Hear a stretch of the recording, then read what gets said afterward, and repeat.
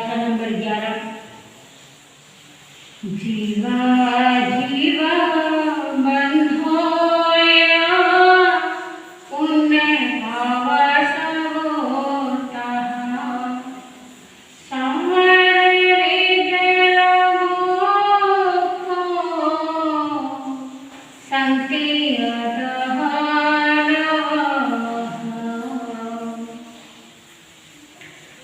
जीव अजीव बंध पुण्य पाप आश्रम संवर निद्रा और मोक्ष, ये क्या है?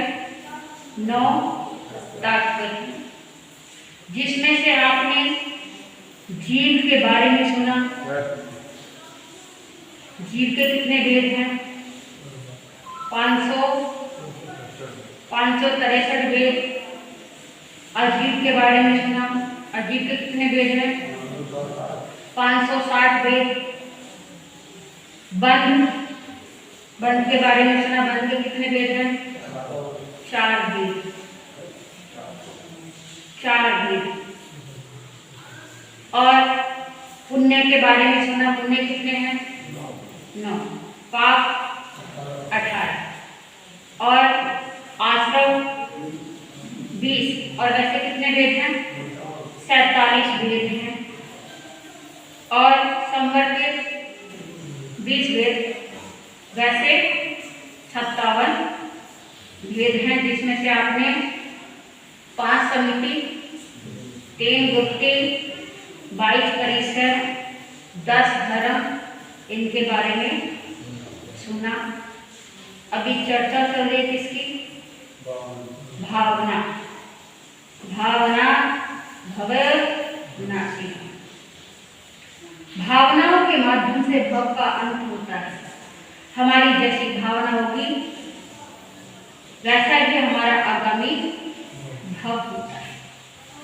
अंतिम श्वासोच्छ्वास में, अंतिम क्षण में जैसी लेसा होगी वैसा ही भव प्राप्त होगा। यदि हमारी लेसा कृष्ण लेसा है तो कौन सा भाव मिलेगा? कृष्ण लेसा वाले को कौन सा भाव मिलेगा? नर्क। और यदि शुक्र लेसा है या धर्म लेसा है तो कौन सा भाव मिलेगा? देवलोक, है ना? तो हमारी भावनाओं के ऊपर निर्धारित होता है हमारी भावना कैसी है, अंतिम समय में भावना कैसी है। तो हम चर्चा कर रहे हैं, जिसमें से आपने अंतर भावना के बारे में सुना, असरण भावना के बारे में सुना, संसार भावना के बारे में सुना, और आज हम चर्चा करेंगे एकत्व भावना। आप अकेला होवे तरे मरे अकेला कोई, यूं कहूँ या जीव को साथी सगन को।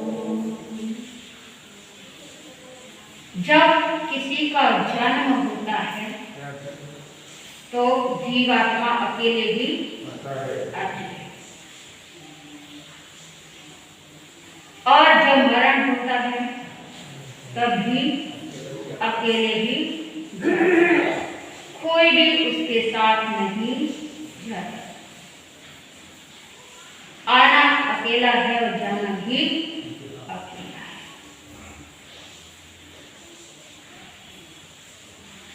कितना ही बड़ा कुटुंब हो, कितना ही बड़ा परिवार हो, उस परिवार में से एक मनुष्य चला जाए तो उसके पीछे सभी थोड़े ना चले जाएंगे, है ना? तो जीव अकेला आता है और अकेला ही जाता है, उसके साथ कोई भी नहीं जाता। आजकल ट्विंस बच्चे जन्म लेते हैं ना, ट्विंस बच्चों का जन्म होता है, तो भले ही ट्विंस बच्चे का जन्म होता है परंतु उनकी आत्मा तो क्या है? अलग अलग है, या एक ही आत्मा है? अलग अलग है। भले ही एक साथ 2 बच्चों का जन्म हो या 3 बच्चों का जन्म हो, परंतु सबकी आत्मा अलग अलग अलग है, सबके कर्म अलग अलग हैं। एक साथ जन्म लेने वाले बच्चों के स्वभाव अलग होता है, बुद्धि अलग होती है, सोच अलग होती है। एक बच्चा ज्यादा रोता है और एक बच्चा बिल्कुल शांत होता है, तो दोनों के स्वभाव अलग अलग होते हैं। दोनों की आत्माएं सबकी अलग अलग हैं। तो जीव आता भी अकेला है और जाता भी अकेला है, उसके साथ कोई भी नहीं जाता। बहुत सारे हिरण कतार में चले जा रहे हैं और उन हिरणों को बड़ी मस्ती में है, इतनी मस्ती है, इठलाते हुए मौज मस्ती करते हुए कतार से जा रहे हैं अपने परिवार के साथ, अपने दोस्तों के साथ, अपने मित्रों के साथ, और मृत्यु रूपी सिंह आ जाए और उसमें से एक हिरण को दबोच ले, तो बाकी के जो हिरण हैं क्या उसको बचा सकते हैं? नहीं बचा सकते। दूर खड़े खड़े क्या करेंगे? आंसू बहाएंगे, आंसू बहाते रहेंगे, परंतु उसको बचा नहीं पाएंगे। इसी तरह से भरे पूरे परिवार में से कोई एक सदस्य चला जाए तो पीछे वाले आंसू बहाएंगे, रोएंगे, विलाप करेंगे, परंतु उसके साथ कोई जाने वाला नहीं है। तो आप अकेला अवतरिए और मरे अकेला होए। जिस प्रकार अकेले का जन्म होता है, वैसे ही मृत्यु भी अकेले को ही प्राप्त होती है। एक मैंने सुना था, एक दो जुड़वा भाई जिनका जन्म एक साथ हुआ, एक साथ पले बड़े, एक जैसे दिखने वाले, एक जैसे एजुकेशन, एक जैसे ड्रेस पहनने वाले, कोई उनको पहचान नहीं सकता कि ये छोटा है या बड़ा है। एक जैसा ही उनको खाना पसंद, एक जैसा ही रहना पसंद, सब कुछ एक जैसा। और इस कोरोना काल में दोनों भाइयों को कोरोना हो गया, जुड़वा, जवान, नौजवान, जिनके अभी शादी नहीं हुई है परंतु शादी योग्य हो चुकी है। एकदम जवान, और एक भाई को सुबह के टाइम उसकी पॉजिटिव रिपोर्ट आई और दूसरे भाई की शाम को पॉजिटिव रिपोर्ट आई। दोनों को एक साथ कोरोना हो गया। दोनों को हॉस्पिटल लेकर गए, दोनों का इलाज चला। इलाज के दौरान भी उनको कोई फर्क नहीं लगा। एक भाई की मृत्यु सुबह हुई और एक की शाम। दोनों का जन्म एक साथ हुआ, दोनों की परवरिश एक साथ हुई और दोनों का मरण भी एक साथ हुआ। तो मरे अकेला हुए। वो दोनों जुड़वा थे, एक ही दिन दोनों की मृत्यु हुई, परंतु एक साथ दोनों की नहीं हुई। तो इसीलिए तो कहते हैं कि मरण अकेला होए। मरते समय कोई किसी का साथ नहीं देता। अब उस मरण में उसकी लेशा कैसे थी, उसके भाव कैसे थे, उसके अनुसार उन दोनों को गति मिली। तो इसलिए कहते कि अपनी भावनाओं को शुद्ध रखे, अपने विचारों को शुद्ध रखे। 3 प्रकार के मनुष्य होते हैं। कितने प्रकार के? 3 प्रकार के मनुष्य होते हैं। तमोगुण, रजोगुण और सत्वगुण। तमोगुण वाले व्यक्ति आलस्य में रहते हैं, प्रमाद में रहते हैं और कभी भी आगे बढ़ने का पुरुषार्थ नहीं करते।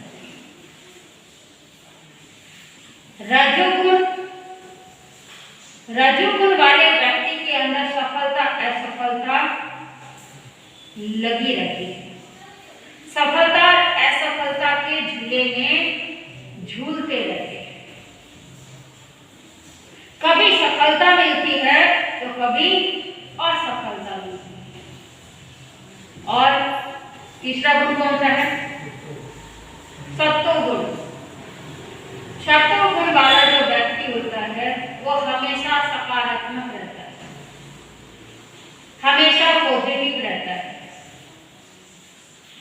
अनुकूल प्रतिकूल परिस्थिति में एक समान रहता है।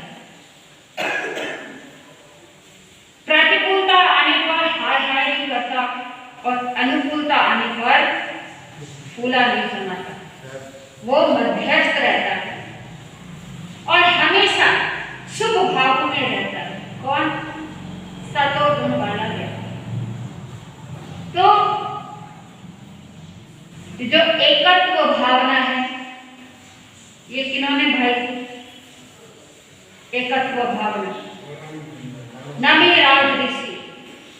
देखिए विदेह के राजा थे, मिथिला नगरी के, है ना, विदेही राजा थे। एक राजा होते हुए भी उनको ऋषि बोला गया ना, नमिराज ऋषि। उनके अंदर ऐसा हो रहा कि कहां से आया,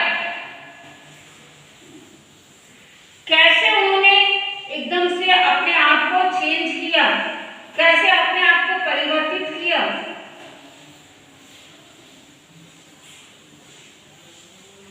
नमिराज ऋषि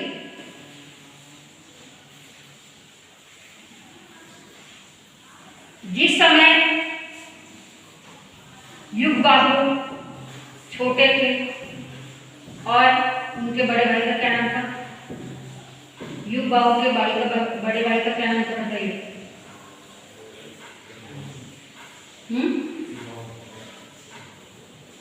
युगबाहु, हाँ जी, हाँ। तो युगबाहु के जो बड़े भाई थे, पिता ने छोटे युगबाहु की योग्यता को देख करके उसे क्या बना दिया था? युवराज बना दिया।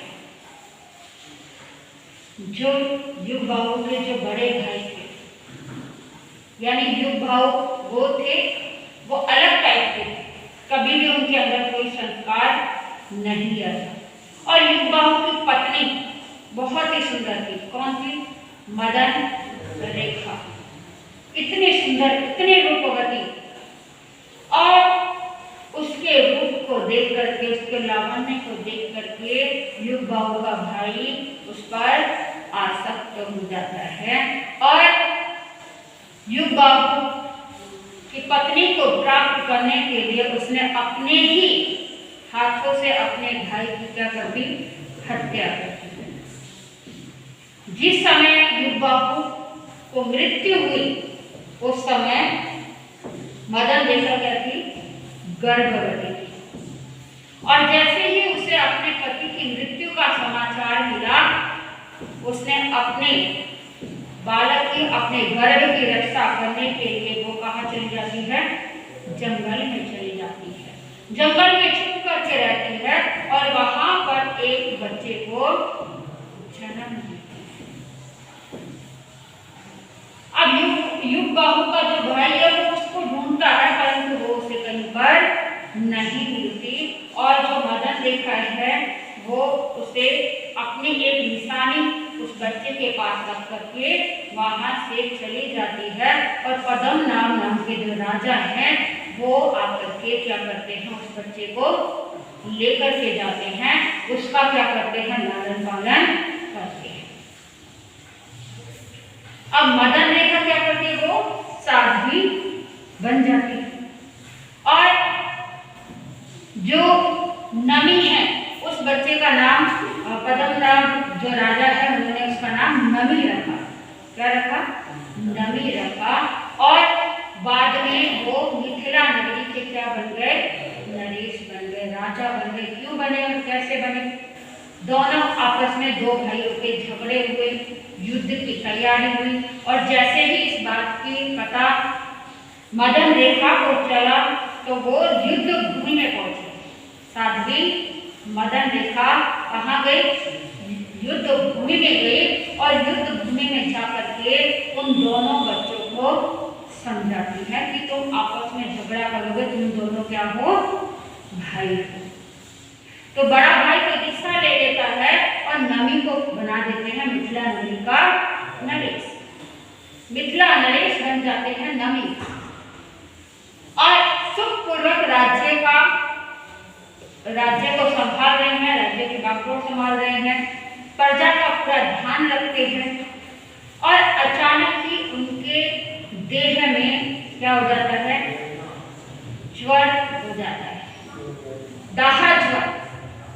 हर समय अग्नि की तरह तपता रहता था उनका शरीर, दाहा ज्वर। एक तो नॉर्मली बुखार होता है ना, अंदर ही अंदर बुखार रहता, बाहर प्रकट नहीं होता। अंदर अगर वीकनेस देता है, कमजोरी देता है, उठने का मन नहीं करता, उठा नहीं जाता। और एक होता है बिल्कुल हर समय तपते ही रहना, जैसे आजकल जो बुखार है ना, जैसे डेंगू होता है। डेंगू में बुखार 1 मिनट के लिए भी नहीं होता। हमारे कृतिका जी महाराज साहब को पीछे 2019 में डेंगू बुखार हुआ था, पूरी रात जग के निकालते थे। इतना भयानक बुखार कि हाथ भी नहीं लगाया जाता था। तो नमीराज ऋषि को भी क्या हो गया था? दाहा ज्वर हो गया था, इतनी वेदना। और वो दाहा ज्वर कोई छोटा मोटा नहीं था, वो वेदना उन्होंने 6 महीने तक 6 महीने तक उनको दाहा ज्वर रहा। और उस दाहा ज्वर के कारण उन्हें हर समय बेचैनी रहती थी। और एक वैद्य ने कहा कि इनको क्या लगाया जाए? बावन चंदन लगाना चाहिए, उसके लगाने से इनको क्या होगा? थोड़ा सा रिलीफ मिलेगा, इनको थोड़ी शांति मिलेगी। जैसे ही वैद्य ने बताया तो बावना चंदन मंगाया गया। उस चंदन की क्या करते हैं? घिसाई करते हैं। अब जो उनकी रानियां थी, उन्होंने कहा कि हम अपने पति की स्वयं ही सेवा करेंगे, हम दास दासी से चंदन नहीं घिसवाएंगे। और सारी की सारी रानियां क्या करती हैं? चंदन घिसने लगती हैं। और चंदन के शोर से चंदन घिस रहे तो उनके हाथों में जो कंगन थे उसका बहुत ज्यादा क्या था? शोर था। और उस शोर के कारण नमीराज ऋषि को बहुत ज्यादा बेचैनी हुई थी, बहुत ज्यादा तकलीफ हो रही थी। इतने तकलीफ में थे, इतने वेदना में थे। एक तो उनको शरीर की प्रॉब्लम है ना, और दूसरा जब किसी को कोई परेशानी हो, सिर दर्द भी हो और कोई बाहर कोई शोर मचा रहा हो तो कितना वैसे लगता है ना अजीब सा कि ये लोग शांत हो जाए, तो शांति से क्या हो जाए? सोया जाए। अब उनको क्या करते हैं? वो चंदन घिसा हुआ जो चंदन है वो लगाते हैं। वो चंदन लगाने से उनको क्या होता है? थोड़ी शीतलता मिलती है। और शीतलता मिलने के कारण उनको क्या आ जाती है? नींद आ जाती है। परंतु अब पूरे शरीर में लगाना है चंदन, अब थोड़े से चंदन से तो काम नहीं चलेगा। घिसाई हो रही है चंदन की घिसाई होते होते इतना ज्यादा शोर हो रहा था सब लोगों का। तो उनको बेचैनी के कारण उनके क्या है ना, उन्होंने बोला कि शोर को बंद करवा दिया जाए। अब चंदन घिसा जा रहा है, फिर भी घिसा जा रहा है, पहले भी घिसा जा रहा था और अभी घिसा जा रहा है, परंतु अब कोई शोर नहीं है। और चंदन लगाने से उनको नींद आ जाती है। दोबारा से चंदन लगाने के लिए लेकर के गए, तब थोड़ी देर में आँख खुलती है तो नमीराज ऋषि पूछते हैं कि क्या अब चंदन घिसना बंद हो गया है? क्या पूछा? क्या अब चंदन घिसना बंद हो गया है? जो अब कोई शोर नहीं हो रहा, पहले इतना शोर था और अब एकदम से शोर क्या हो गया है? खत्म हो गया है, बंद हो गया है। तब कर्मचारी ने कहा कि महाराज चंदन तो अब भी घिसा जा रहा है। तब नमीराज ऋषि ने पूछा घिसा जा रहा है, फिर अब इतना शोर नहीं है, पहले इतना ज्यादा शोर था। तब कर्मचारी ने कहा कि महाराज आपकी जो रानियां हैं उन्होंने सुहाग के नाम पर एक एक कंगन रखकर बाकी के सारे उतारे और गर उतार दिए, चंदन तो अब भी घिसादार है, इसलिए अब शोर नहीं है। जब ये बात नमीराज ऋषि ने सुनी तो उनको क्या हो गया, एकदम से उनका चिंतन चलने लगा। जहाँ पर एक है वहाँ पर शांति है, जहाँ पर अनेक है वहाँ पर शोर है। इस प्रकार का चिंतन चलता है और चिंतन इतना गहरा हुआ, चिंतन चलता गया और उनका एकदम से उन्हें वैराग्य हो जाता है। सब कुछ छोड़कर वो क्या करते हैं, दीक्षा लेते हैं। अब उनके वैराग्य की चर्चा कहाँ जाती है, देवलोक में जाती है। और देवलोक में उनके वैराग्य की चर्चा हुई कि एकदम से एक राजा सब कुछ छोड़ करके क्या बन गए, सन्यासी बन गए। सब कुछ छोड़ करके उन्होंने शरीर को धारण कर लिया। तब इंद्र महाराज स्वयं उनके वैराग्य की परीक्षा लेने के लिए आते हैं। किसका रूप बना करके आते हैं, एक ब्राह्मण का रूप बना करके आते हैं और उनसे तरह तरह के प्रश्न पूछते हैं, तरह तरह के सवाल उनके सामने रखते हैं। तो इसका बहुत सुंदर विश्लेषण इसमें आता है। उत्तराध्यायी सूत्र के 9वें अध्ययन में नमीराज ऋषि का स्वयं भगवान महावीर स्वामी ने उनके वैराग्य की क्या की है, प्रशंसा की है। तो आप अकेला अवतरे मरे अकेला होए, यानी इस संसार में जो भी जीवात्मा जन्म लेती है वो अकेले ही इस संसार में आती है और अकेले ही चली। ओ प्यारे परदेसी पंछी, जिस दिन तोड़ जाएगा, ओ प्यारे परदेसी पंछी, जिस दिन तोड़ जाएगा, तेरा खाली पिंजरा पीछे यहाँ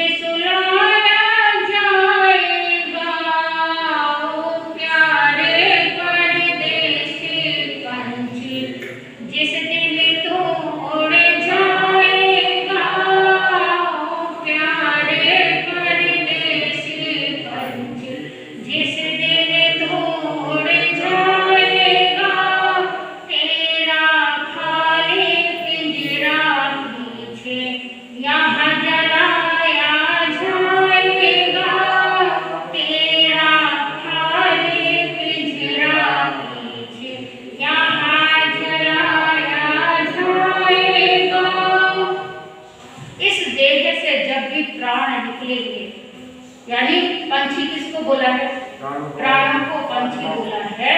जिस दिन इस देह से प्राण निकल जाएंगे तो क्या होगा, ये खाली हाड़ मांस का पिंजरा रह जाएगा और बाद में इसको क्या किया जाएगा, जलाया जाएगा। जिसके बिना एक मिनट भी नहीं रहा जाता, जिसको देखने के लिए आंखें तरसती रहती हैं, ललायत रहती हैं, जिसको हम एक मिनट के लिए भी अपनी आंखों से दूर नहीं करते, जिसके बिना हमें खाना भी नहीं भाता और इस देह से प्राण निकलने के बाद वो शरीर को कहा जाता है, वो शरीर जमीन पर मरे हुए इंसान को कहाँ लिटाते हैं, जमीन पर लिटाते हैं। तो आगे क्या बोला है सुनिएगा, तेरे जाते भेष को नीचे सुलाया जाएगा, प्यारे परदेसी पंछी जिस दिन तोड़ जाएगा, प्यारे परदेसी पंछी जिस दिन तोड़ जाएगा, तेरा खाने पिंजरा पीछे यहाँ जलाया जाएगा, तेरा खाने पिंजरा पीछे यहाँ जलाया जाएगा, प्यारे परदेसी पंछी जिस दिन तोड़ जाएगा, रोएंगे थोड़े दिन तक फिर भूलेंगे तुझे बाद में, रोएंगे थोड़े दिन तक फिर भूलेंगे तुझे बाद में, ज्यादा से ज्यादा इतना ही करवा देंगे याद में, ज्यादा से ज्यादा इतना ही करवा देंगे याद में, हलवा पूरी खाकर तेरा श्राद्ध मनाया जाएगा, प्यारे परदेसी पंछी जिस दिन तोड़ जाएगा, प्यारे परदेसी पंछी जिस दिन तोड़ जाएगा, तेरा खाने पिंजरा पीछे यहाँ जलाया जाएगा, तेरा खाने पिंजरा पीछे यहाँ जलाया जाएगा। यानी अब कोई चला जाता है तो कितने दिन तक रोके, कितने दिन तक याद करते हैं, कितने दिन तक, 13 दिन है ना, 13 दिन मनाते हैं। और फिर उसके बाद मासिक, फिर 6 मासिक और उसके बाद तो 12 मासिक। 12 मासिक के बाद अब साल में एक बार क्या करते हैं, श्राद्ध मनाते हैं। यानी जिस तिथि को वो गया उस तिथि को उसका श्राद्ध मनाया जाता है। तो यही है इंसान की हकीकत। इस हकीकत को पहचानते नहीं है तो बाद में से आपका इनका श्राद्ध मनाया जाता है, इंसान चला जाता है। जब इंसान धरती पर आता है तो कितनी खुशियाँ होती हैं, मिठाइयाँ बांटते हैं, घर घर बधाइयाँ बांटते हैं। और जब इंसान चला जाता है तो उसका अस्तित्व क्या रह गया, हलवा पूरी खाकर श्राद्ध मनाया जाता है। तुझे पता है क्या कुछ होना फिर भी क्यों नहीं सोचता, तुझे पता है क्या कुछ होना फिर भी क्यों नहीं सोचता, मूर्ख वह दिन भी आएगा जब पड़ा रहेगा सोचता, मूर्ख वह दिन भी आएगा जब पड़ा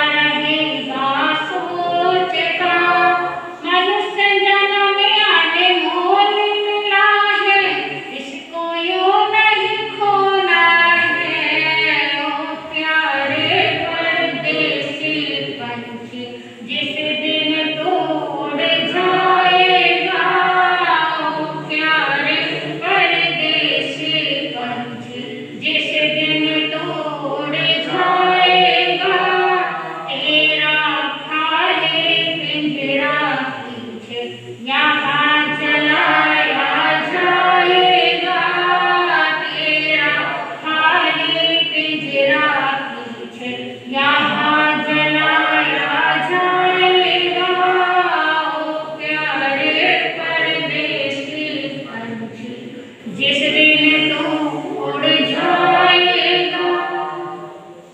सबको मालूम है, सबको मालूम है कि नहीं है कि मृत्यु के बाद क्या कुछ होता है। कोई कितना ही प्राण प्रिय क्यों ना हो, उसको एक दिन सब भूल जाते हैं। केवल किसमें याद रहते हैं, एक तस्वीर लगा दी जाती है और उस तस्वीर पर क्या कर देते हैं, माला लटका देते हैं। जिस पिता की इतनी पूजा इतना सम्मान करते थे, उनकी मृत्यु के बाद उनकी लटकी हुई माला की तस्वीर के नीचे बैठ करके क्या करते हैं, या तो निंदा करते हैं या अवगुण में हो तो उन्हीं की फोटो के नीचे बैठ करके क्या करते हैं, शराब पीते हैं। उनके दिए हुए संस्कार, उनके दिए हुई मर्यादाएं वो सब कुछ भूल जाते हैं। और यहाँ तक कि उनके जो आगे की पीढ़ियां आती हैं उनका नाम तक भूल जाते हैं।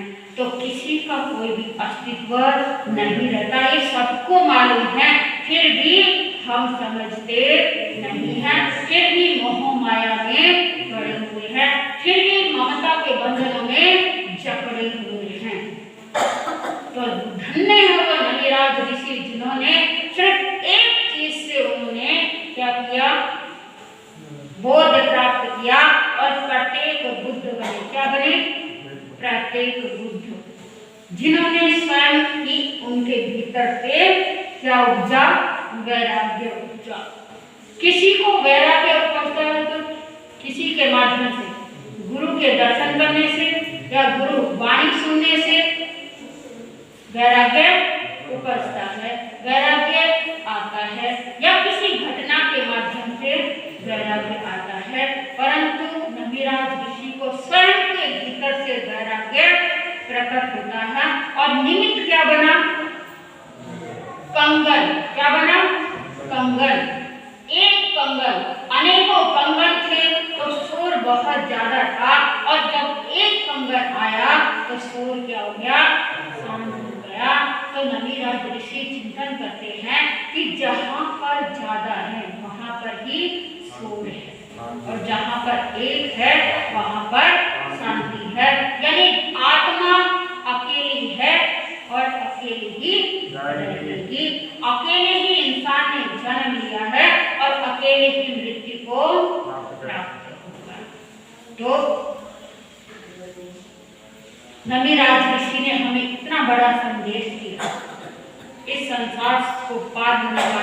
हम केवल क्या करते हैं, केवल सुनने मात्र से नहीं होगा। हम केवल सुनते हैं, और सुनते भी कैसे हैं, बाहर बाहर, ऊपर ऊपर से सुनते हैं, और नहीं तो सिर के ऊपर से निकल जाता है, भीतर नहीं उतारते। और जिस दिन हम सुने हुए को भीतर उतारेंगे, आचरण में लेकर के आएंगे, तो हम भी नमिराज ऋषि की तरह क्या हो जाएंगे, क्या हो जाएंगे, प्रत्येक बुद्ध में आएंगे कि नहीं आएंगे, आएंगे। कब आएंगे, जब हमारा चिंतन क्या होगा, सकारात्मक होगा, हमारा चिंतन जब पॉजिटिव होगा, जब हम आत्मा से परमात्मा के ओर बढ़ेंगे, जब हम आत्मा का चिंतन करेंगे, जब हम आत्मा का मनन करेंगे और अपने द्वारा किए हुए जो भी हमारे पाप पुण्य है उनका हम क्या करेंगे, निरीक्षण करना शुरू करेंगे, तब जाकर के हम भी क्या हो जाएंगे, प्रत्येक बुद्ध बन सकते हैं। उसके लिए क्या जरूरी है, पुरुषार्थ जरूरी है। जब तक हम पुरुषार्थ नहीं करेंगे, और उत्तराधिकार सूत्र का 29वां अध्ययन आता है ना, सम्यक पराक्रम बोलते ना, सम्यक पराक्रम उत्तराधिकार के सूत्र का 29वां अध्ययन। तो सम्यक पराक्रम क्यों बोला है, पराक्रम तो सभी करते हैं, पुरुषार्थ तो सभी करते हैं, परंतु सम्यक रूप से होने वाले पुरुषार्थ को सम्यक पराक्रम कहा गया है। हम भी अपनी आत्मा को सम्यक, अपनी आत्मा को सिद्ध बुद्ध मुक्त करने के लिए, अपनी आत्मा का उद्धार करने के लिए हम भी क्या करें, सम्यक पराक्रम करेंगे तो हमारी आत्मा क्या होगी, निश्चय ही एक ना एक दिन क्या हो जाएगी, सिद्ध बुद्ध मुक्त हो जाएगी। उसके लिए हमें सम्यक पराक्रम करना आवश्यक है। जब तक हम सम्यक पराक्रम नहीं करेंगे तब तक हम इसी तरह से भटकते ही रहेंगे। कहाँ भटकते रहेंगे, इस संसार में भटकते रहेंगे। 84 लाख जीवा योनि में ऐसे ही परिभ्रमण करते रहेंगे। 84 लाख जीवा योनि में सबसे श्रेष्ठ सबसे महान योनि यदि कोई है तो वो कौन सी है, मनुष्य योनि है। मनुष्य योनि में भी इंसान अपना पराक्रम दिखा करके, सम्यक पराक्रम करके सिद्ध बुद्ध मुक्त हो सकता है। और इस भव की दुर्लभता आपने सुनी ही है, और इस भव की दुर्लभता हर कोई, हर धर्म ग्रंथ, हर गुरु भगवान क्या बोलते हैं कि मनुष्य भाव क्या है, दुर्लभ है। मनुष्य भाव आसानी से नहीं मिलता है, बहुत परिश्रम के बाद हमें मनुष्य का भाव मिलता है। तो इस मनुष्य के भाव को हमें क्या करना है, संवारना है। इसके माध्यम से एकत्व भावना हमें क्या संदेश दे रही है कि जीव अकेला ही आता है, भले ही कितना ही बड़ा परिवार हो, कुंबा हो, खानदान हो, कितने भी रिश्वत पैसे धन दौलत वाले हों, परंतु मृत्यु के समय पे हमें अकेला ही जीव आता है और अकेला ही चला जाता है।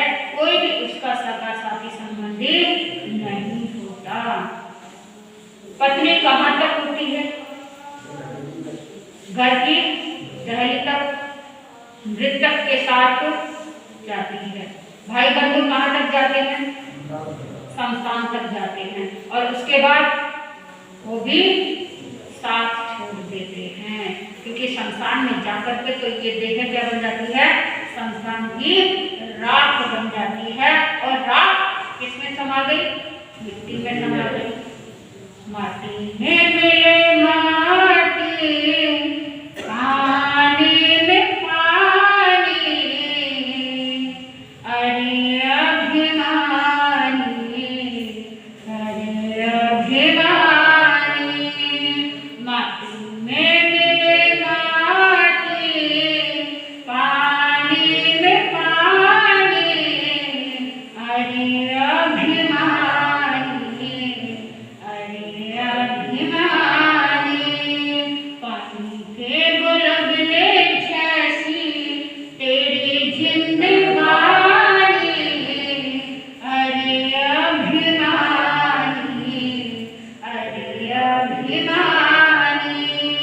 पानी के बुलबुले जैसी तेरी जिंदगानी, अरे अभिमानी, अरे अभिमानी। मिट्टी में मिट्टी मिल जाती है, पानी में पानी मिल जाता है। तो हमें गुमान किस बात का है ना, एकत्व भावना हमें कहती है कि गुमान किसी भी चीज का नहीं करना चाहिए। आज जो हमें मिला है वो कल समाप्त भी हो सकता है, क्योंकि पदार्थ क्या है, पदार्थ का स्वभाव क्या है, गलना, सड़ना और विध्वंस होना, ये पदार्थ का स्वभाव है। आप किसी भी वस्तु को कितना ही संभाल करके रखिए, एक ना एक दिन वो वस्तु क्या हो जाती है, नष्ट हो जाती है, अपने आप ही खत्म हो जाती है। तो हमें गुमान किसी भी चीज का नहीं करना चाहिए, केवल और केवल किसका चिंतन करना चाहिए, आत्मा का चिंतन करना चाहिए।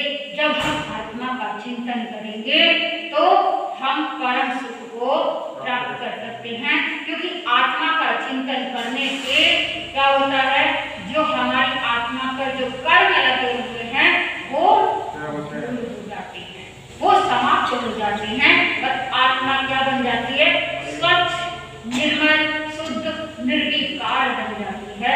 तो निर्विकार शुद्ध आत्मा कहाँ जाती है, कहाँ जाती है, ऊर्ध्व लोक।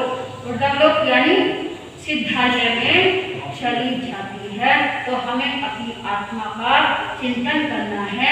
जैसे नमीराज ऋषि ने चिंतन चिंतन किया वैसा ही चिंतन हम भी करेंगे तो एक ना एक दिन हम भी सिद्ध बुद्ध मुक्त हो जाएंगे।